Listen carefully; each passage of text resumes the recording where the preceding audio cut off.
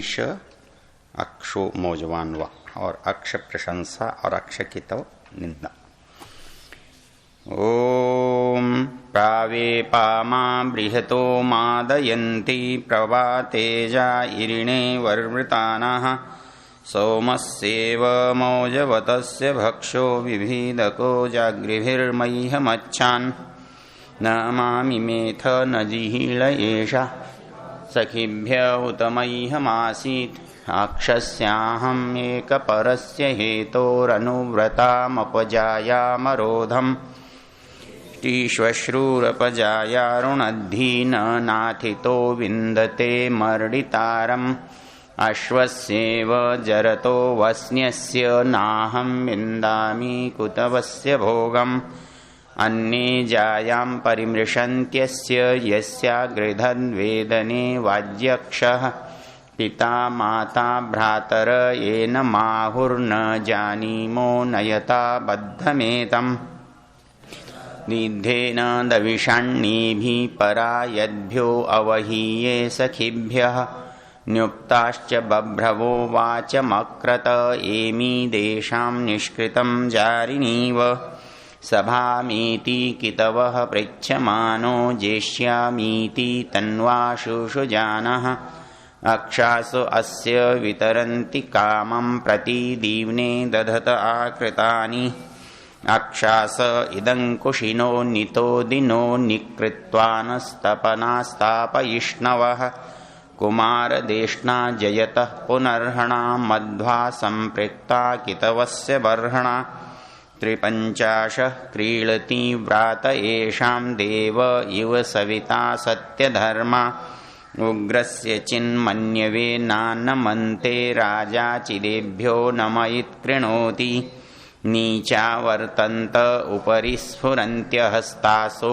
हस्तवन्तं सहन्ते दिव्या अंगारा इरिणीन्युक्ता शीता सन्तो हृदयं निर्दहन्ति जाया तप्यते कितवस्य हीना माता पुत्रस्य चरतः क्वचित् ऋणा वा बिभ्यद्धनमिच्छमानोऽन्येषामस्तम् उपनक्तमीति स्त्रियं दृष्ट्वा य कितवं तताप अन्येषां जायां सुकृतं च योनिम् उर्वाह्णे अश्वान्युयुजे हि बभ्रुंसो अग्नेरन्ते पपाद यो वः सेनानिर्महतो गणस्य राजा व्रातस्य प्रथमो बभूव तस्मै कृणोमि न धनारुणद्भि दशाहं प्राचिस्तदृतं वदामि अक्षैर्मा दिव्यः कृषिमित्कृशस्व वित्तेरमस्व बहुमन्यमानः तत्र गावः कितव तत्र जाया तन्मे विचष्टे सविताय मर्यः मित्रं कृणोध्वं खलु मृळतानो मानो घोरेण चरताभिधृष्णु निवोनु मन्यु विशतामरातिरन्यो बभ्रूणां प्रसितोन्वस्तु। ओम शांति। सन्यासी महानुभाव, वानप्रस्थीजन, माताओं, बहनों, बंधुओं और प्रिय ब्रह्मचारी महानुभाव, हम अक्ष सूक्त देख रहे थे और अक्ष सूक्त एक बहुत अच्छा मनोवैज्ञानिक चित्रण है। मनुष्य का मन जो है अनायास उस ओर क्यों जाता है जिस ओर हम चाहते नहीं हैं, उसका मूल कारण है मन प्रकृति का है। मन प्रकृति से बना हुआ है, उसकी स्वाभाविक प्रवृत्ति प्रकृति के साथ होती ही है। वो आत्मा के साथ जुड़े, इसके लिए प्रयत्न करना पड़ता है, बुद्धि का उपयोग करना पड़ता है। तो इसलिए प्राकृतिक पदार्थों में उसका मन अधिक आकर्षित होता है। तो इस दृष्टि से आप जब विचार करते हैं तो ये सूक्त के शब्द आपको अच्छी तरह से स्पष्ट हो जाते हैं। कल के मंत्र में हमने देखा था कि एक व्यक्ति बुराई में भी वैसा ही आनंद अनुभव करता है जैसा कोई व्यक्ति अच्छाई में करता है। सोमस्येव मौजवतस्य भक्ष। एक आदमी जुआ खेलना चाहता है तो वो चाहकर भी अपने को रोक नहीं पाता। उसको एक लोभ रहता है कि इस बार तो यदि मेरा दांव लगा तो पिछला सब बराबर हो जाएगा। 1 रुपया लगा करके यदि करोड़ मिलते हों तो उसको लगता है कि क्या पता मिल ही जाए। तो ये जो आकर्षण है उसको उस ओर खींच लेता है। यहां क्या होता है कि हम एक एक कदम चलते हैं अच्छाई के लिए और बड़े संघर्ष के साथ चलते हैं। ये एक तरह से मन को विपरीत दिशा में चलाना है, जो उसकी इच्छा नहीं है उसके हिसाब से। और यदि कोई समझ ले कि इसको कैसे चलाना है तो यह आसान भी हो सकता है। अभी मैं पढ़ रहा था, एक बहुत अच्छा दृष्टांत पढ़ा मैंने। कहने लगे कि बड़े बड़े वैज्ञानिक जो हैं वो कई बार नहीं समझ पाते बुद्धि की बात। बोले न्यूटन और उसका बेटा जो था वो बछड़े को खींच रहे थे और बछड़ा पीछे की ओर जा रहा था। वो दोनों आगे जोर लगा रहे थे, वो पीछे की ओर जोर लगा रहा था और वो जा ही नहीं रहा था। बाड़े में उसको बंद करना था। उनकी जो नौकरानी थी उसने देखा कि ये दोनों परेशान हो रहे हैं, तो छोटा सा बछड़ा इसके काबू में नहीं आया। तो उसने क्या किया, बछड़े के मुंह में उंगली डाली और यूं करके ले आई। बछड़ा बड़ी आसानी से बाड़े में चला गया। तो उसको उसकी प्रवृत्ति को समझ के और उसको हम क्या करते हैं, जब संघर्ष करने की कोशिश करते हैं तो हमको बहुत परिश्रम करना पड़ता है और कई बार उस परिश्रम में हम थक जाते हैं। हमको ऐसा लगता है जाने दो, जो हो रहा है होने दो। मूल कारण क्या, हम उसके विरोध में चलते हैं। विरोध का बोध तो चाहिए, विरोध का बोध तो इसलिए चाहिए कि इसका परिणाम गलत होने वाला, इसलिए जाना चाहिए। लेकिन उसकी प्रवृत्ति क्या है। ऋषि दयानंद जी की घटना याद करो। वो एक दिन उसने, एक आदमी ने पूछा, स्वामी जी आपको कभी काम ने सताया नहीं? आप तो इतने व्यस्त वो रहते हैं, तगड़े हैं, भोजन करते हैं। हा? तो उन्होंने कहा कि भाई ऐसा नहीं, फुर्सत के सौदे हैं ये सब काम जब होते हैं जब आदमी खाली हो। बोले आया होगा बेचारा, इंतजार करके चला गया होगा। तो हम मन को ये सोचें कि हटाएं, वो कहेगा चल इधर, वो जबरदस्ती ले चलेगा। तो हमारे यहां जो ये है दूर दूर रखने की जो प्रवृत्ति है, होता क्या है कि परिस्थिति में रहकर परिस्थिति से बचना कठिन होता है। लोग कहते हैं जी हम तो वानप्रस्थी घर में ही रह लेते हैं। घर में रह तो सकते हो, लेकिन घर में विपरीत कारण बहुत हैं और विपरीत कारण जो हैं वो मनुष्य को हर समय संकट पैदा करते हैं। इसलिए जैसा हम चाहते हैं उसका वातावरण यदि हमको मिल जाए तो हमें सुविधा हो जाएगी। हमें जो संघर्ष करने की बात है वो नहीं करना पड़ेगा। तो हम जितने भी अच्छा बनने के प्रयत्न हैं उनमें सबसे बुरा काम होता है संघर्ष, इसका परिणाम। मुझसे एक व्यक्ति कहने लगे, बोले ये जो ज्यादा तपस्वी होते हैं वो ज्यादा बीमार क्यों होते हैं? हाँ? ऐसा प्राय आप देखेंगे, चाहे वो लड़की हो या लड़का हो, ब्रह्मचारिणी हो या ब्रह्मचारी हो, तो उनको एक परेशानी होती है कि या तो वो दवाई खाते मिलेंगे या परेशान होते मिलेंगे या चिंतित होते मिलेंगे। तो मेरे से कहने लगे ऐसा क्यों होता है जबकि उनको तो ये होना नहीं चाहिए। मैंने कहा ना, झगड़ा ये नहीं है। झगड़ा ये है कि वो खाली लड़ाई लड़ते हैं और उस लड़ाई में उनको हारना पड़ता है, क्योंकि सांसारिक जितने जो प्रवाह हैं वो कुल मिलाकर इतने बलवान होते हैं कि आप उनसे संघर्ष करते थक जाते हैं।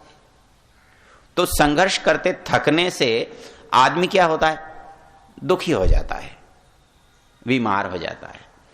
तो उसका सबसे अच्छा तरीका क्या है? तरीका दो होते हैं। एक तो मनोवैज्ञानिक रूप से हमारे परंपरा में गलती होती है कि हम अपराध को और प्रवृत्ति को अलग अलग नहीं कर पाते। मतलब हम अपनी भूल को अपराध मान करके उसमें हम मानसिक दृष्टि से अपने को दुखी कर लेते हैं। होता ये है, होना ये चाहिए, कोई चीज गलत हो गई, छोड़ दो, आगे चलो, आगे बढ़ो, उसके लिए झगड़ो मत, उसके लिए रो मत, उसके लिए परेशान हो मत। जो हो गया उस पर क्या सोचना है? हो गया, होने के बाद उस पर सोचते रहने से उसका संस्कार ही तो बलवान होने वाला है। एक कहने लगा, दो ब्रह्मचारी साथ साथ जा रहे थे, रास्ते में एक नदी पर पुल पड़ गया। पुल छोटा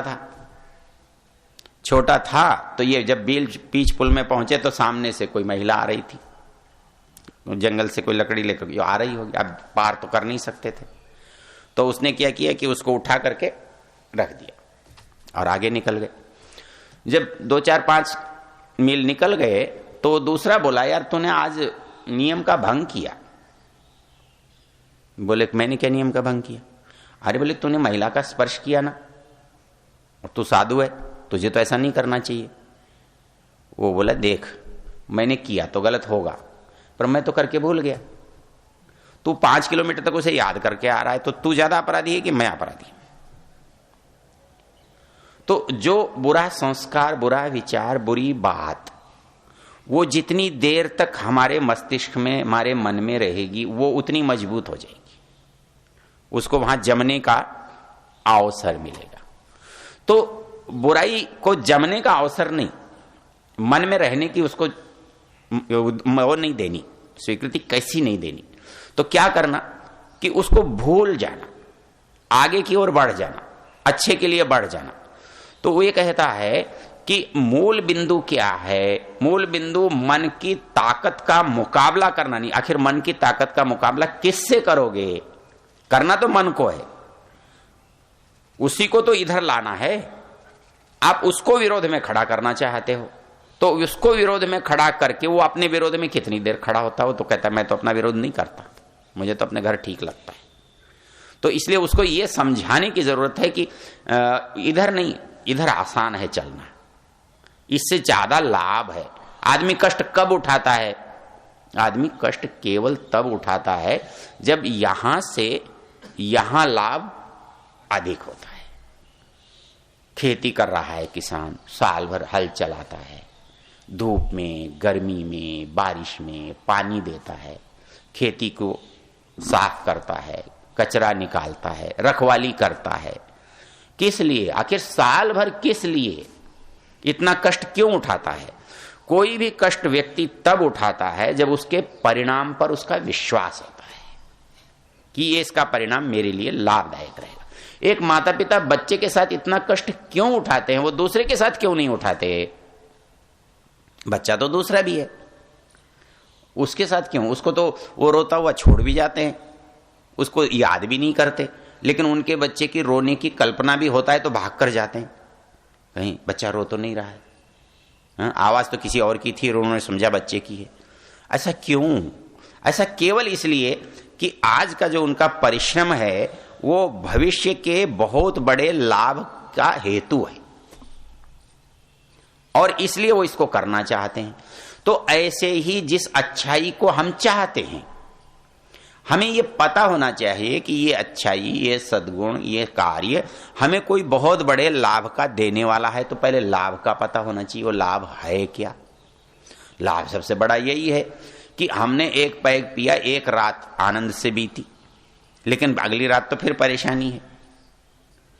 तो वो ये कहता है कि फिर यदि एक रात को आनंद से बिताने के लिए ये श्रम किया है तो कुछ बड़ा श्रम करो ताकि सब रातें आनंद से बीत जाए। जिस दिन ये भरोसा हो जाएगा उस दिन वो दूसरी ओर स्वतः नहीं जाएगा।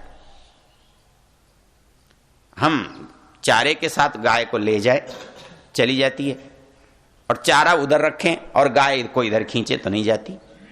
तो वैसे ही ये कहता है कि मन की जो प्रवृत्ति है वो स्वाभाविक रूप से तो उसके अपने विषयों की ओर होगी, क्योंकि वो उसका है बना उससे है, तो पुष्टि उसी से होगी और हानि उसी से होगी। उसको कम करने से उसकी हानि होगी, उसको देने से उसकी पुष्टि होगी। तो ये कहता है कि आप इस बात को समझो कि जो आनंद का अनुभव है, ये आनंद के अनुभव की बात उसको ये जमनी चाहिए कि वहां ज्यादा है।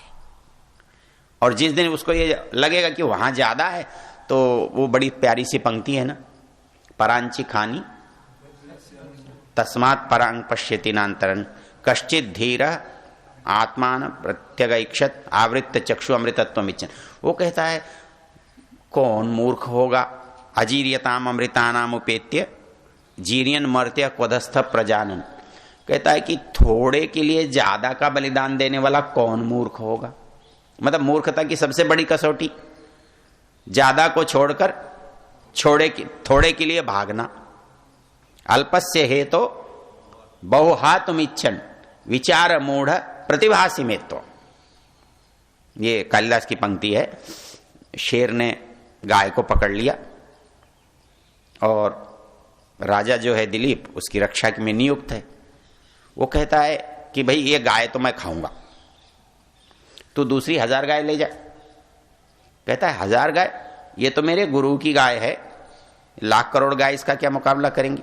अरे बोले नहीं, ये तो मैं तो एक ही गाय खाऊंगा, 1000 गुरु जी को दे देना। कहते अल्पस्य हेतो बहु हातुम इच्छन, थोड़े के लिए बहुत का नुकसान कर रहा है। विचार मूढ़ प्रतिभासी में, तो तू मुझे महामूर्ख लगता। तो सामान्य व्यक्ति दुनिया में क्या समझता है, देखो जी इतने बड़े पैसे मिल रहे थे, छोड़ दिए, कैसा बेवकूफ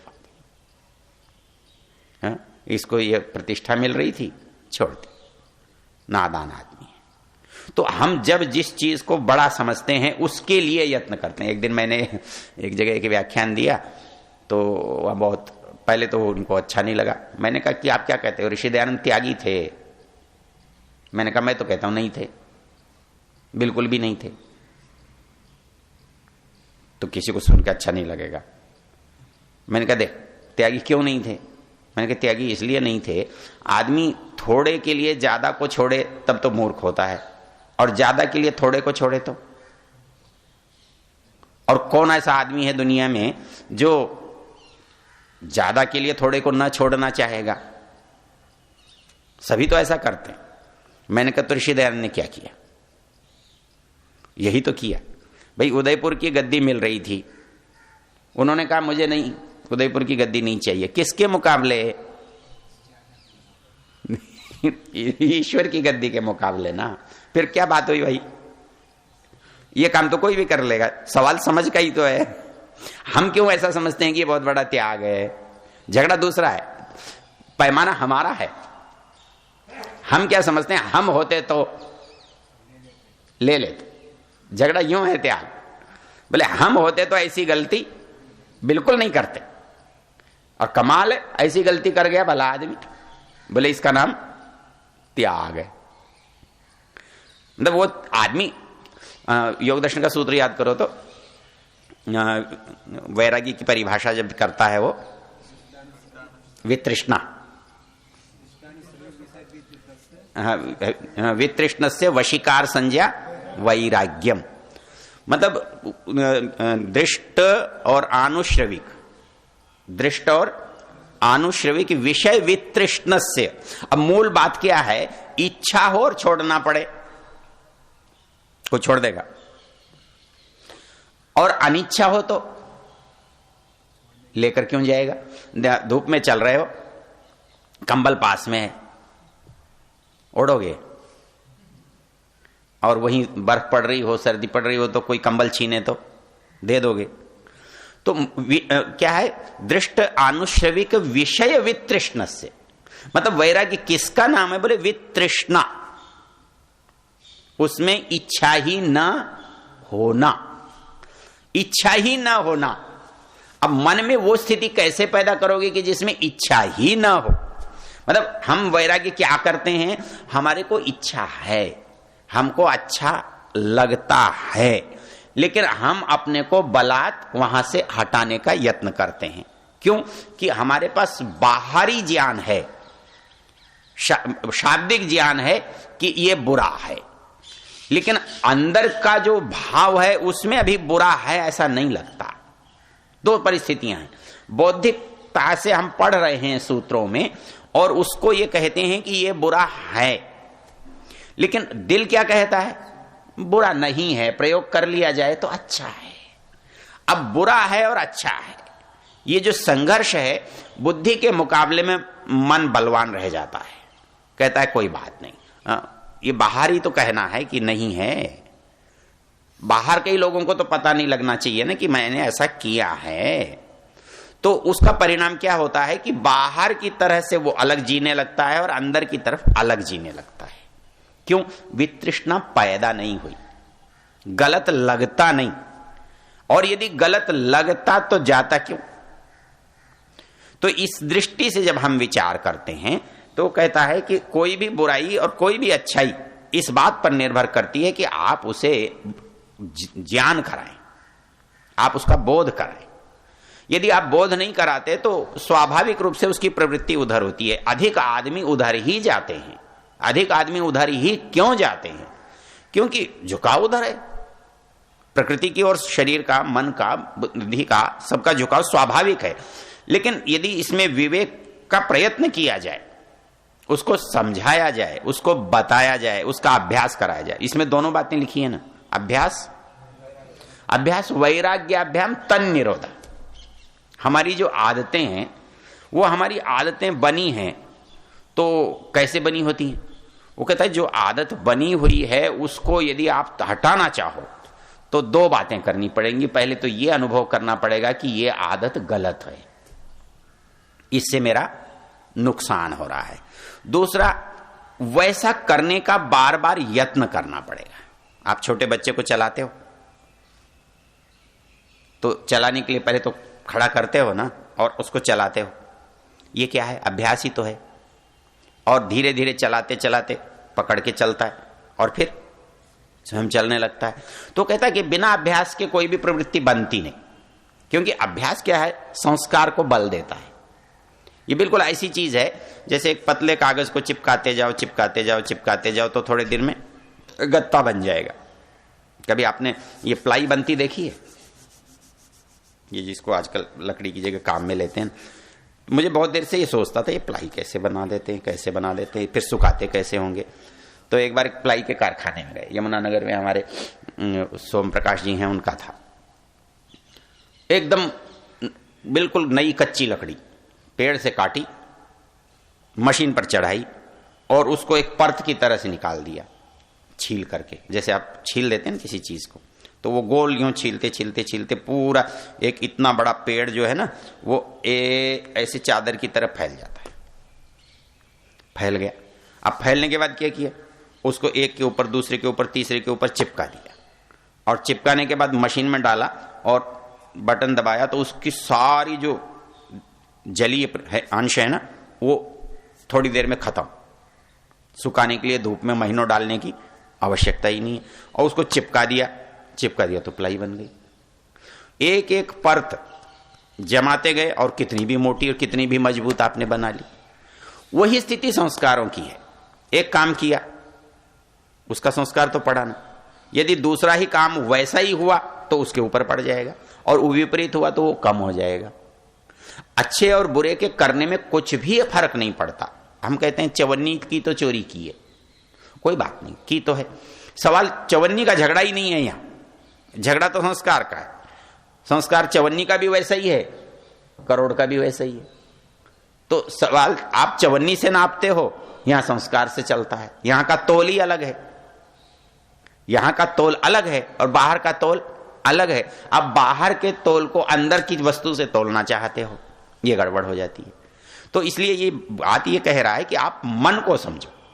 तन में मन शिव संकल्पमस्तु। ये नहीं कहा कि कुछ क्या हो, भाई मन में इच्छा अच्छी हो, शिव संकल्प वाला हो। यदि शिव संकल्प वाला हो गया ना, फिर आपको कुछ करने की आवश्यकता नहीं होती, वो सहज करता चलेगा, आपको आनंद का अनुभव आएगा।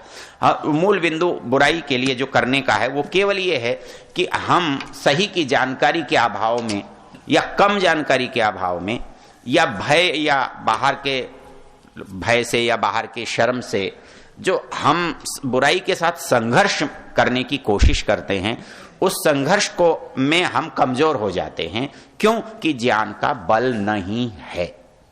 तो ये कहता है ज्ञान का बल हो जाए तो हम बाहर की बुराइयों से संघर्ष अच्छी तरह से कर सकते हैं और उनसे विजय पा सकते हैं। तो ये सारा सूक्त आप हर शब्द पर देखोगे है तो बिल्कुल सामान्य बात कि मेरी पत्नी मुझसे नाराज हो गई, कि मेरी सास मुझसे दुखी हो गई, कि मेरे दोस्त मुझसे चले गए, कि किसी ने मुझसे क्या छीन लिया और किसने मेरा सा क्या कर लिया। लेकिन ये सब क्यों, ये किसके कारण से होता है, उस पर आप चिंतन करेंगे तो आपको अच्छा आनंद आएगा। चलिए, धन्यवाद। शांति पाठ। ओम देव शांतिरंतरिक्षं शांति पृथिवी शांतिरापः शांतिरोषधयः शांति वनस्पतयः शांतिर्विश्वे देवाः शांतिर्ब्रह्म शांतिः सर्वं शांति शांतिरेव शांति सामा शांतिरेधि। ओम शांति शांति शांति। ओम।